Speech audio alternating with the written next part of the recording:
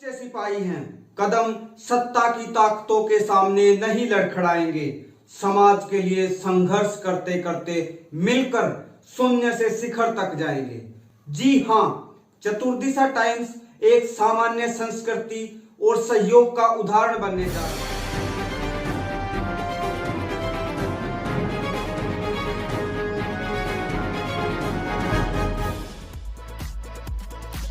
नमस्कार, चतुर्दिशा टाइम्स में आपका स्वागत है। सम्मानित सरदारी, इस फरोनगर के प्रांगण में पहुंचने पर उनका हार्दिक स्वागत और धन्यवाद करते हैं। आज एक छोटा सा प्रोग्राम, मिलने मिलाने का एक प्रोग्राम रखा गया। आदरणीय कप्तान अजय यादव जी, हमारे भाई वीरेंद्र, बिल्लू भाई, पंकज डावर, सरपंच साहब, सम्मानित मंच, कहीं भी हमारे गुड़गांव को इस भाजपा सरकार ने कुछ नहीं दिया है। सारे हमारे हॉस्पिटल टूटे हुए हैं, सारे स्कूल कॉलेजों की नींव रखी हुई है, लेकिन कोई काम चला नहीं हुआ है। और जो मंदिर की बात होती है, ये मंदिरों पे भी नहीं बनाने का काम कर रहे हैं। महंगाई, जो सिलेंडर, ये जो भाजपा के नेता थे, ये कपड़े निकाल के घूमते थे 400 रुपए के सिलेंडर पे। आज 1100 रुपए का सिलेंडर उठा, लेकिन वो अपने मस्त है माल खाने में। बस एक हमारे सांसद जी हैं जो बन के दिल्ली चले जाते हैं, उसके बाद वोट मांगने भी वो कहीं कहीं आते हैं। मैं तो बड़ा ताज्जुब मानता हूँ कि वो 4 बार क्यों बना यहाँ से, उसकी कोई उपलब्धि कोई नहीं। सिर्फ भाजपा में जाके चाटोकारी करके टिकट लिया, बन गया, उसके बाद गायब है हम। तो मैं तो ये कहूँगा कि हमें एक ऐसा नेता मिला कप्तान अजय यादव के रूप में, जो हमारे बीच में रहते हैं। आज सुबह सोमनाथ है, शाम को बादशाहपुर है, कल मेवात है, फिर गुड़गांव है। तो हमें तो आपसे यही निवेदन है कि भाई आने वाले टाइम में कांग्रेस को मजबूत करें, कप्तान अजय यादव को मजबूत करें, ताकि हमारे इलाके का उद्धार। धन्यवाद। आज की सभा में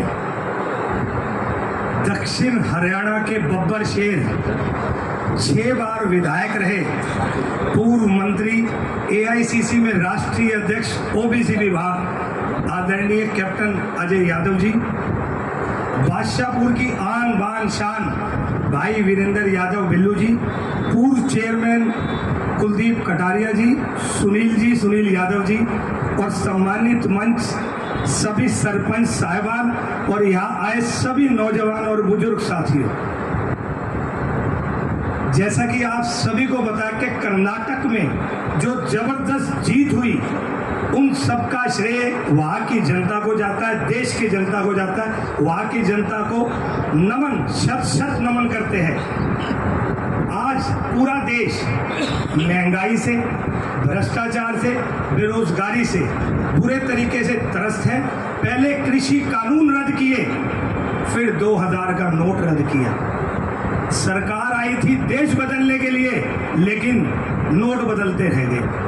आज जिस सरकार के ये हालात हैं, जितना पैसा छपाई में लगा उन नोटों की, उसका जिम्मेदार कौन? सरकार सिवाय विनाश के इस देश का जुलाई के लिए न्योता देने आया। तो पूरे तरीके से, पूरे जोर के साथ एक ओबीसी का मैसेज पूरे देश में जाना चाहिए कि पूरा ओबीसी समाज, पूरी 36 बिरादरी आज कांग्रेस के साथ है। आने वाला समय भाइयों सिर्फ और सिर्फ कांग्रेस का।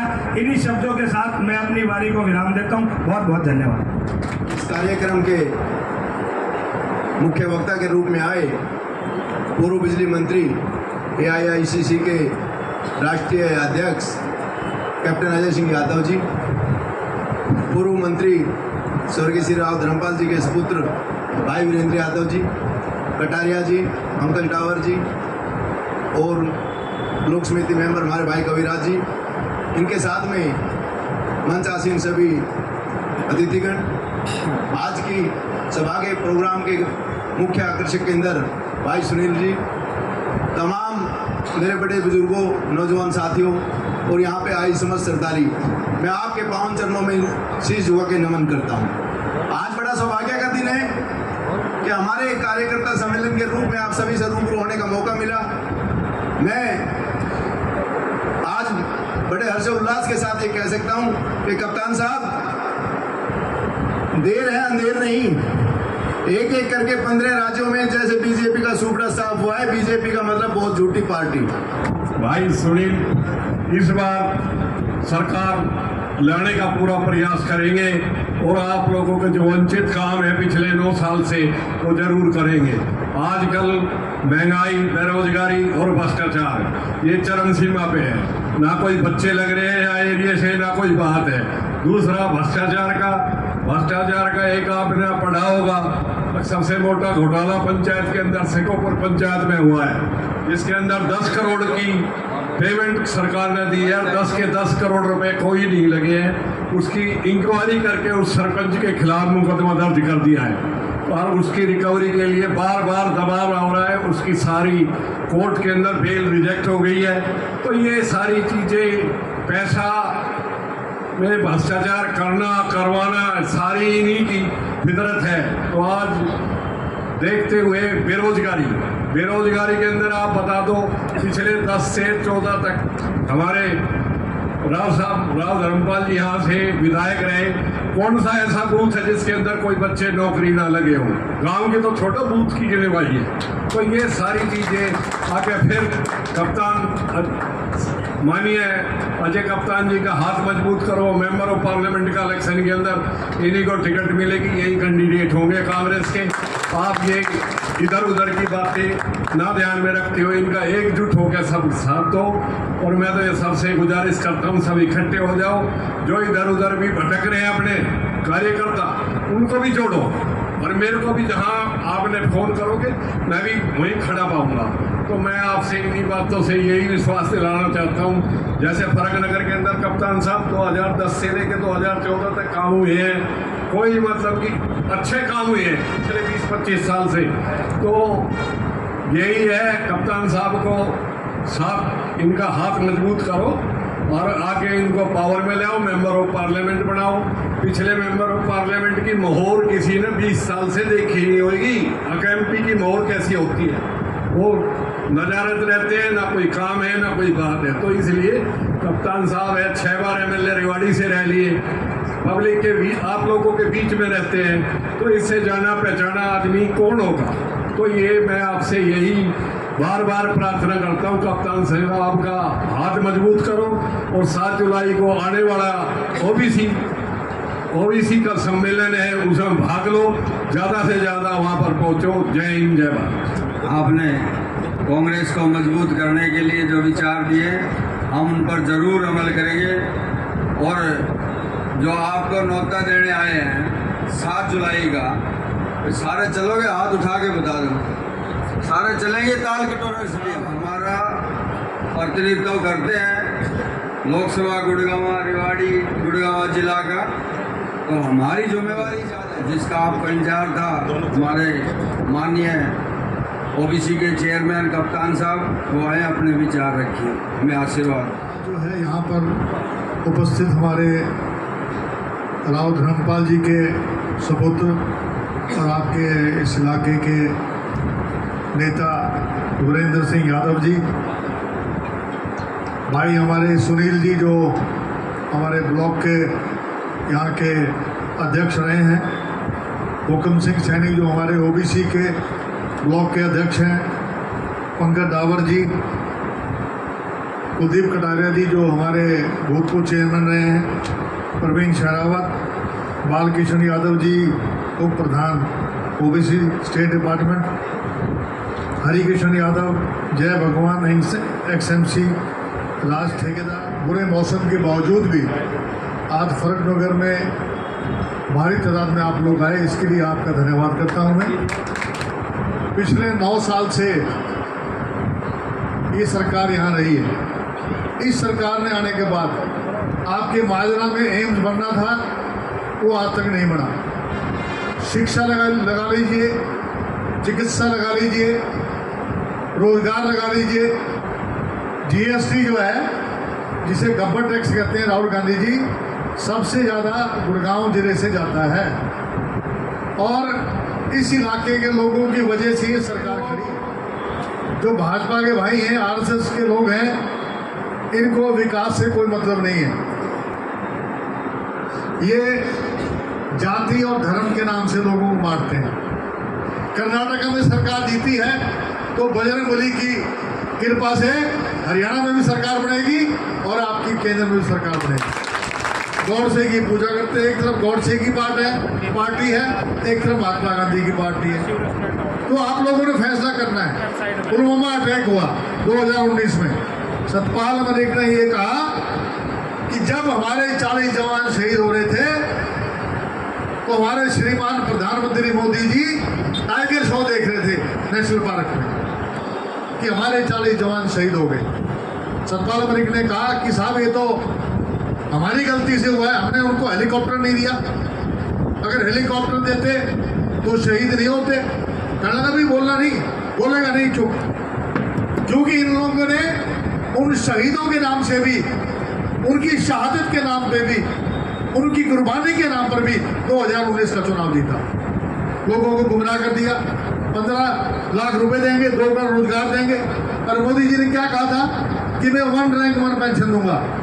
तो हमारे फौजी भाई आप देख लो कितना बड़ा धोखा दिया है। अब है नो रैंक नो पेंशन।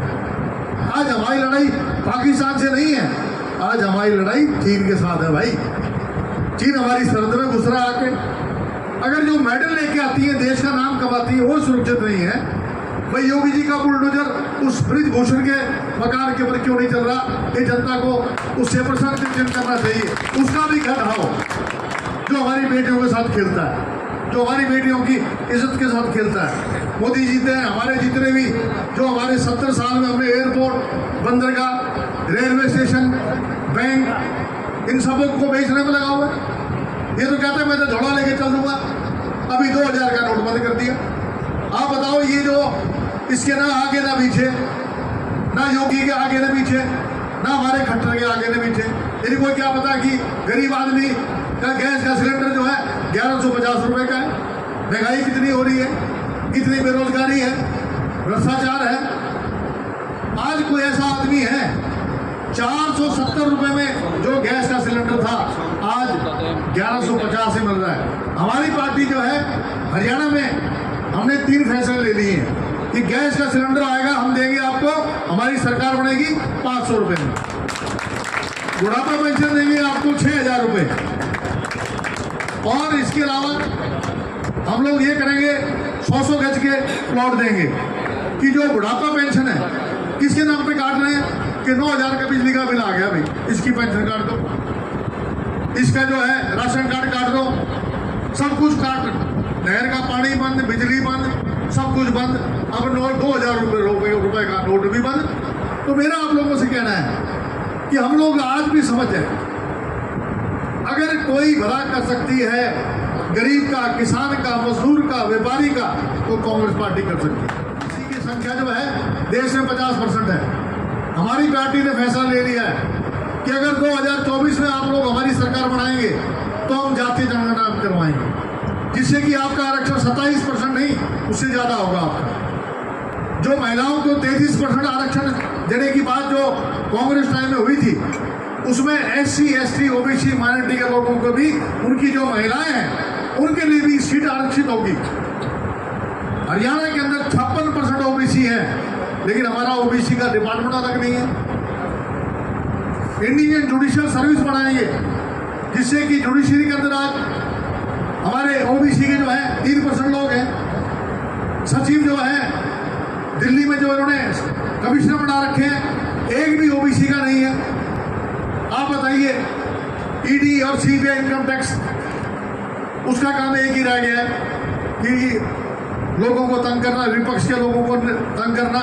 कभी काली मोजी कुलदीप मिश्रा को नहीं बुलाएंगे, गंगा नालिया क्योंकि बीजेपी में चला गया, उसके ऊपर ED का केस था।